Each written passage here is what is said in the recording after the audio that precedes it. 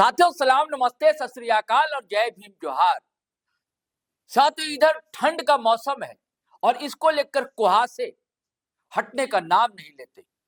कोहरा अटा पड़ा रहता है सड़कों पर और खास करके नेशनल हाईवे पर। इस कारण से घटनाएं लगातार, सड़क दुर्घटनाएं बढ़ रही। आज जीटी रोड पर तो मत पूछिए, लगातार घटनाएं होती। अब बगोदर जीटी रोड पर ही इधर फिर एक्सीडेंट की सूचना है दोस्त। एक एक्सीडेंट तो ऐसा हुआ कि पोस्टमार्टम तक नहीं हो सका। अब पोस्टमार्टम क्यों नहीं हुआ, इसका कारण यह है कि अब हर सरकार जो है आउटसोर्सिंग पर कर्मचारियों को रखती है। यानी कि एक कंपनी होती है, वो हायर करती है कर्मचारियों को, उसे डिपोट किया जाता है अस्पतालों। यही हाल है झारखंड में भी कई अस्पताल और यही स्थिति है बगोदर, गिरिडीह बगोदर सब वही इलाके। इस कहानी को हम आपको बताएंगे दोस्तों। वहां नागेंद्र महतो पहुंचे थे, बगोदर से एमएलए हैं, झड़प भी उनकी हुई थी नागेंद्र महतो की। उसके बाद डुबरी एमएलए टाइगर जयराम महतो भी पहुंचे हो। उनका वीडियो भी मैं आपको बताऊंगा, सुनवाऊंगा, साझा करूंगा दोस्तों। उसी इलाके से जुड़ी हुई एक और खबर है साथियों। अब आप सोचिए, 8 माह जंगल घना, चारों ओर आतंकी, हथियार AK-47 और 56 क्या का हथियार लेकर घेरे हुए, और उनके बीच हमारे झारखंडी मजदूर नौजवान बहुत मुश्किल से 8 माह बाद उन्हें घर आना नसीब हुआ। जब घर आए तो टाइगर जयराम महतो भी उनसे मिलने गए बगोदर, उनका सम्मान किया, अपनी बातें रखी।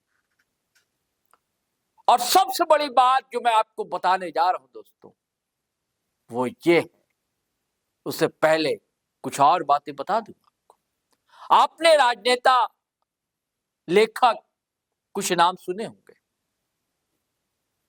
कई ऐसे लेखक हुए जो राजनेता हुए, राज्यसभा गए, विधानसभा परिषद गए, MLC हुए, मंत्री तक बने। कई लोगों ने अच्छी अच्छी किताबें लिखी। क्या झारखंड का भी कोई नौजवान MLA एक पुस्तक लिखने जा रहा है? वो कौन MLA? क्या वही MLA जिसके पीछे? साथियों ऐसी बातें मैं क्यों कह रहा हूं? दरअसल टाइगर जयराम कुमार महतो का ये पोस्ट पढ़ी, वही नाइजर से जो छूट कर आए हमारे मजदूर, और जब उनसे मिलने गए तो तस्वीरें साझा करने के साथ उन्होंने जो लिखा है ये आप देख रहे हैं स्क्रीन पर, और मैं पढ़कर सुनाता हूं। इसमें इस रात से पर्दा उठ जाएगा। टाइगर जयराम लिखते हैं, नाइजर में आतंकियों के बंधक से मुक्त हुए बगोदर के 5 प्रवासी मजदूर भाइयों से मिला।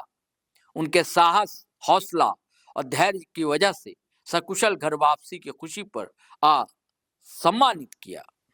8 माह तक 150 आतंकियों, जंगल और AK-47 के सामने इन्होंने अपना जीवन बिताया। आज मुझे एहसास हुआ कि हमारे पूर्वजों ने झारखंडियों को कितना निडर बनाया है।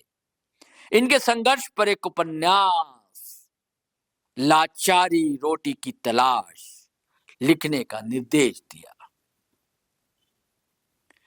फलजीत महतो, राजू महतो, संजय महतो, चंद्रिका महतो और उत्तम महतो के वतन वापसी को लेकर मैं चिंतित था। लगातार विधानसभा, केंद्रीय मंत्री से लेकर राज्य के मंत्री से संपर्क कर सकुशल घर वापसी का लगातार प्रयास करता रहा।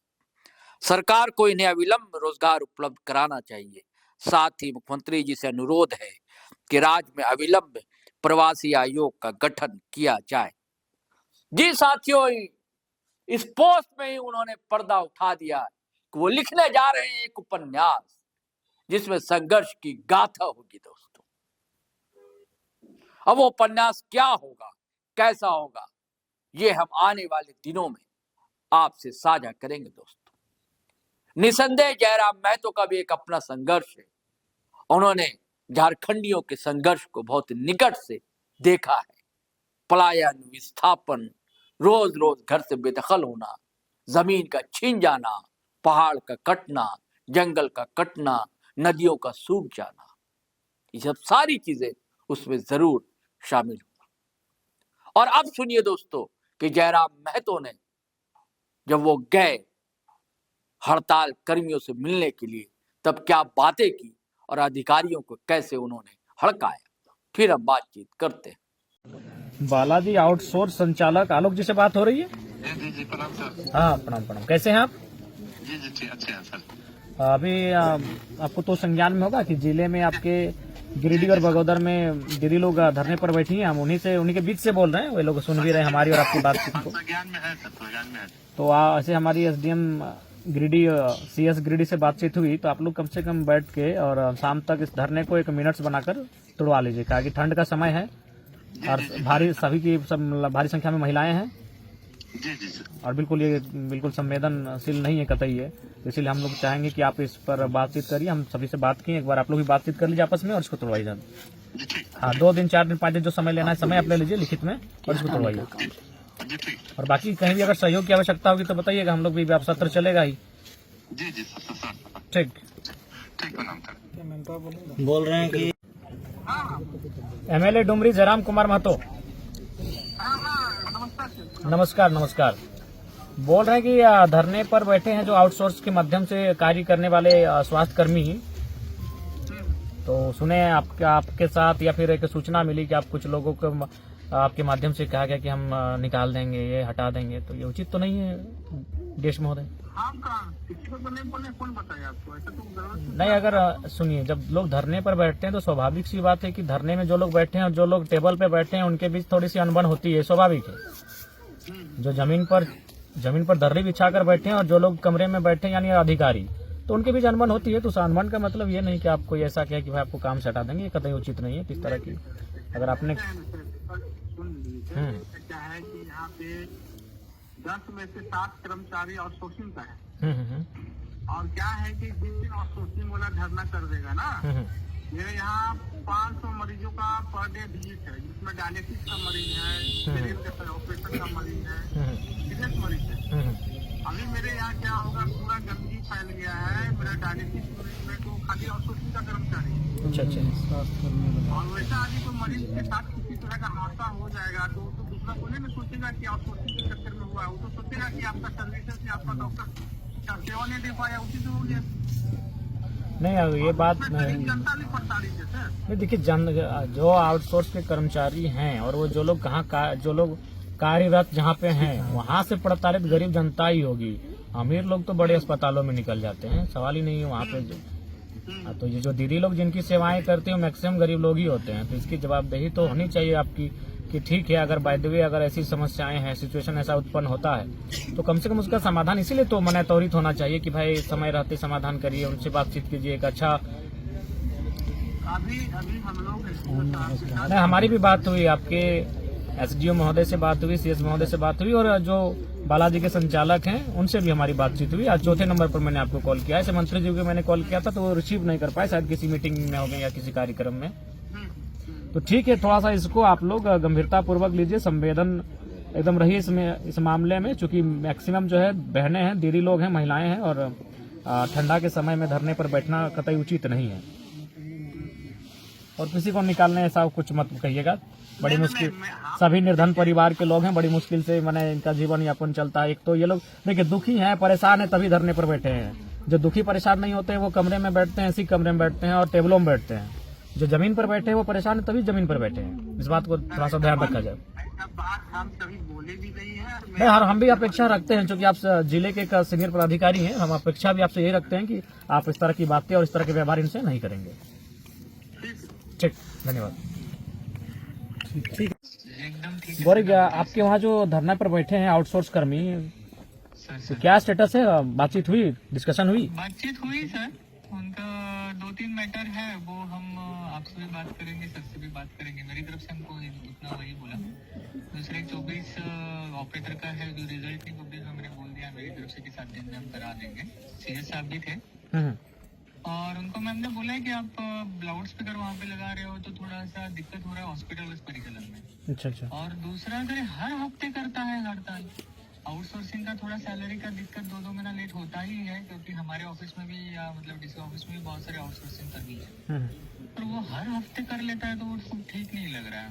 तो आज तो हमने बोल दिया कि अभी आप उठ जाइए, हमें 1 हफ्ता दीजिए हमें, और सामने नहीं वो सब तो ठीक है। देखिए आप एक पदाधिकारी हैं आप, लेकिन थोड़ा सा वहाँ के लोग आए थे और हम वहीं पे हैं अभी, तो उनके बीच से ही आपसे हमारी बात हो रही। कुछ लोग बोले कि आप थोड़ा सा उनसे बातचीत ठीक तरीके से नहीं किए, उचित नहीं है एसडीएम महोदय। आप एक सक्षम पदाधिकारी हैं और मैंने लोग बोले कि भाई हम लोग को हमारी तरफ से सॉरी बोलते हैं उनको, पर सर वो जो लड़का था वो हमको ये बोला कि सर हमने बोला था 24 तारीख तक आप नहीं करते हैं तो हम आंदोलन करेंगे। मैं बोला यार लकीर की फकीर मत बनो, हम उनको यही बोले थे कि भाई देखिए हर चीज का एक डिस्कशन होता है एसडीएम महोदय, बैठ के बातचीत।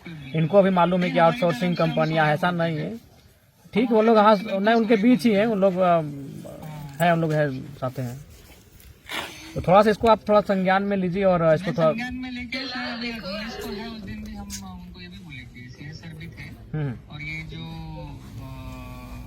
आफ्ताब है हम उनको भी लेके जाएंगे जरूर। नागेश जी को भी हम वही बोले आप भी आइए, कोई दिक्कत नहीं है, क्योंकि ये मामला नागेश जी बहुत दिनों से हट ये कर रहे हैं, लगभग 3री-4थी बार हो रहा है, तो कोई बैठ के पॉलिसी पे डिसीजन लेगा ना तभी हो पाएगा ना सर।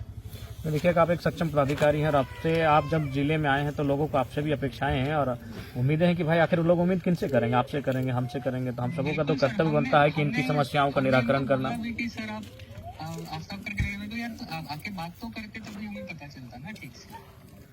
ठीक है, हर हफ्ते में हड़ताल नहीं हफ्ते में नहीं करेंगे, हफ्ते में क्यों करेंगे जब इनका एक बार जैसे कि देखिए वो लोग भी लिख के देता है, लिख के देने के बाद भी उन लोग नहीं करता। तो थोड़ा एक बार जितना मैंने स्ट्रिक्ट आप अगर उन लोग पे हो जाते हैं, आउटसोर्स जो एजेंसियां हैं जैसे बालाजी है, शिवा है, तो हमें लगता है कि और थोड़ा सा बेहतर आसानी हो जाती है।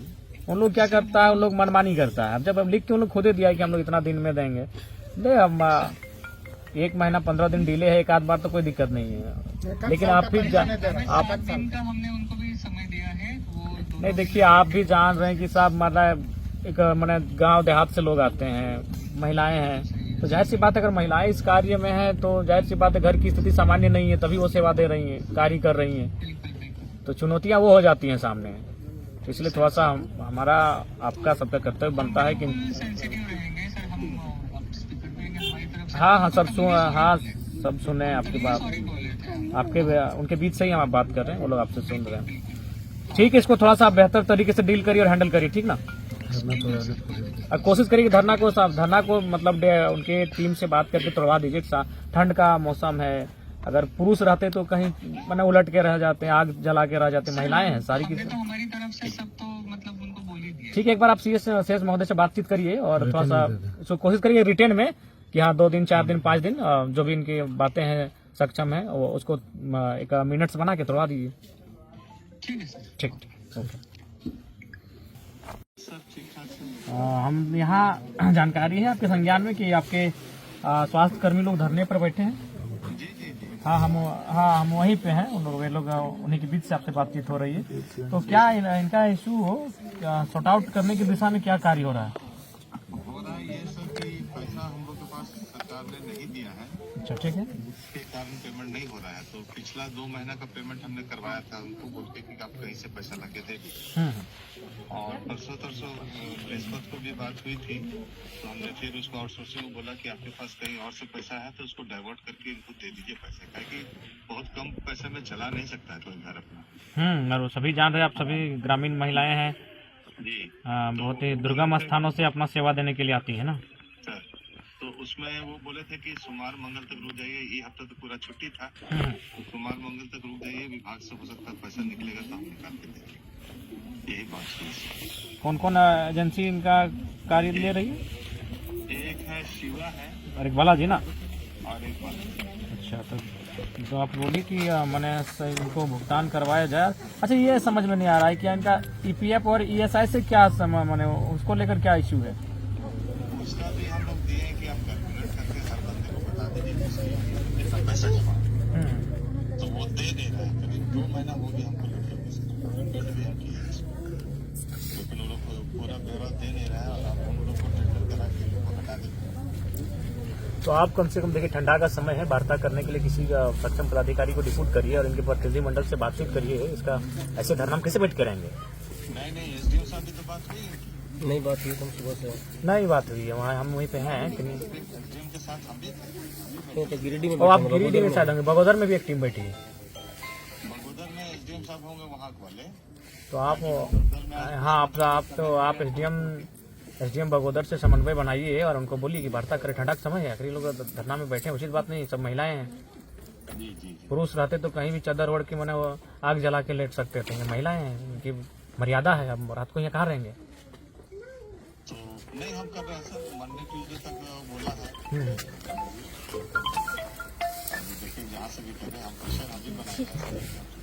ठीक है, तो एक बार वार्ता करवाइए और उसको मिनट से बनाइए कि हम 2 दिन के अंदर भुगतान कर देंगे। लोग उसी के आलोक में अपना धरना को समाप्त करेगा। तो मिनट्स बनाइए उसको लेकर। पिछला सब्जेक्ट कोई लोग पेमेंट दिलवाए थे सर, तो एक लड़का अशरफ करके है, वो फार्मासिस्ट, जिसका काम है कि हर 2 महीना 3 महीना पर एक दिन को हड़ताल कर देते। तो ये तो गलत बात है। अब जो ये जो पेंडिंग पैसा है ये सब विभाग में वही बोल रहे थे कि सीओ जो सदर बोले थे कि हमारे यहाँ भी तो 3 महीने से पैसा नहीं आता, इसका मतलब थोड़ी की हड़ताल। नहीं, इसको थोड़ा सा इसको गंभीरता पूर्वक लीजिए, क्योंकि सभी दीदी लोग हैं, महिलाएं हैं और ठंड का समय है और असामान्य ठंड है। जैसे जैसे शाम होगा ठंड का स्थिति बढ़ेगा और हमें लगता है कि यह बिल्कुल मर्यादित नहीं है। इसको आप संज्ञान में लीजिए और इस पे एक ठोस कार्रवाई कीजिए। असो एक शिकायत है कि पैसा आधा काट लिया जाता है, जो इनका पेमेंट है उसको काट के दिया जाता है। तो ये सब बिल्कुल नहीं होना चाहिए। ऐसा अगर कर रहा है तो उस पर फटकार लगाइए। ईपीएफ में जमा होता है सर, तो आधा जमा होता है। होता है जो ग्रेजुटी उसको होता है, बाकी लोग को मिल जाता है वो पैसा। 50% 50% नहीं है, कुछ अमाउंट होता है जिसमें कि 50% इनका होता है, 50% कंपनी का होता है। अच्छा, वो 50% है, इनका 50%। ठीक है, इसको थोड़ा सा आप देखिए। बगोदर वाले और गिरिडीह जहाँ बैठे हैं उनको बोलिएगा मैंने बेहतर बातचीत हो, वार्ता हो, डिस्कशन हो और इसको सॉर्ट आउट करिए। तो साथियों, आपने जयराम महतो का वीडियो सुना और ये सूचना भी हमने आपसे साझा की कि जयराम महतो लिखने जा रहे हैं उपन्यास। अब देखिए उपन्यास कैसा होता है। चलिए साथियों, आज्ञा दीजिए, इजाजत दीजिए। आपसे गुजारिश है कि अगर आपने हमारा चैनल सब्सक्राइब नहीं किया तो कर लीजिए और वीडियो हमेशा की तरह धड़ाधड़ फटाफट खटाखट शेयर कीजिए, लाइक कीजिए, कमेंट कीजिए। आज्ञा दीजिए, इजाजत दीजिए। जय हिंद, जय भारत।